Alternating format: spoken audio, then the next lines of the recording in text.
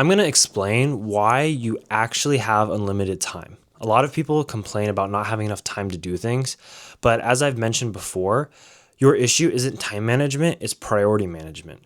Priority management means that you are not properly allocating priorities to what you need to do. For example, if you have an exam tomorrow, that should be your biggest focus, and it shouldn't be doing a homework that's due next week. And so as a result of misallocating and assigning your priorities, you end up working on that homework instead of your exam, and then you get stressed out because you didn't finish it. So if you can really start with your priorities first and then work the other way around, then you'll always have enough time for the rest of the stuff, right? If you finish the most important things first, and then you can move on to the second most important things, that way you won't ever be caught in a situation where you have something really important that's due and you didn't prepare for it and you ran out of time for that. And I think another big thing is you have to view time as a flexible kind of concept, in the sense that like a lot of us today, we waste a lot of time on social media, scrolling, just doing all sorts of just crazy stuff, right? And we just waste so much time. And I want you to just consider, imagine you had like an app or something. Like I personally use this app called like OneSec, ONESEC. And then what it does is it just like redirects you when you try to go use like a social media app. And it's been really effective for me to like kind of limit how much I doom scroll and those kind of things. So just imagine you remove doom scrolling and instead you filled that time with stuff. And I mean like filled, like you read books, you like went to the gym, you worked out, you went to go work on your skills, you maybe worked on public speaking, maybe you started to learn how to code, all this stuff. And you just filled it with all these different things.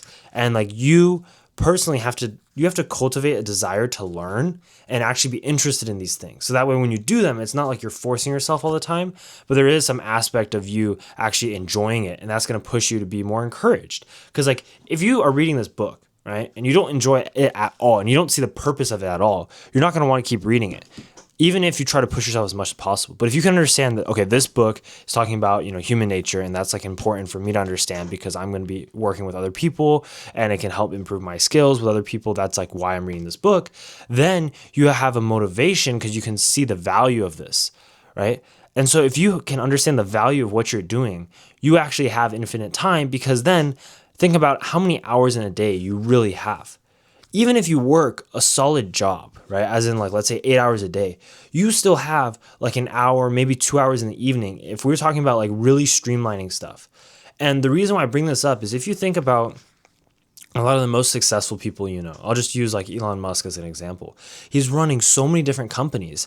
And if you think about it, you're like, oh, like he's just different. That's true. But he still has the same 24 hours as us, which I think is the most crazy part. Like, he may have way more money, he may have way more connections, he may have way more skills, he may have all those things, but he has the same exact 24 hours as us. And even if he has all those other things, he still has to operate within that one constraint of time. And we have that same constraint. So there are definitely ways that you could improve, you could optimize, you could really, really change your schedule to be more like his. It doesn't have to be exactly like his, but what I'm pointing out is you have so much extra time that you could be using. And to be honest, like, if you actually were using every single little bit of time, like let me just describe like a perfect kind of ideal day where you'd be able to do everything. Like you wake up early, maybe you go to the gym. After you go to the gym, you shower, you eat, then you start working on, let's say, learning coding, and you're watching and practicing and do that for a couple hours. Then you go to your job, and then, after your job, you come back, you maybe like prepare yourself some dinner, then you read a little bit, right? Maybe you're also making content, you make a couple videos, and then you edit those videos and you go to sleep.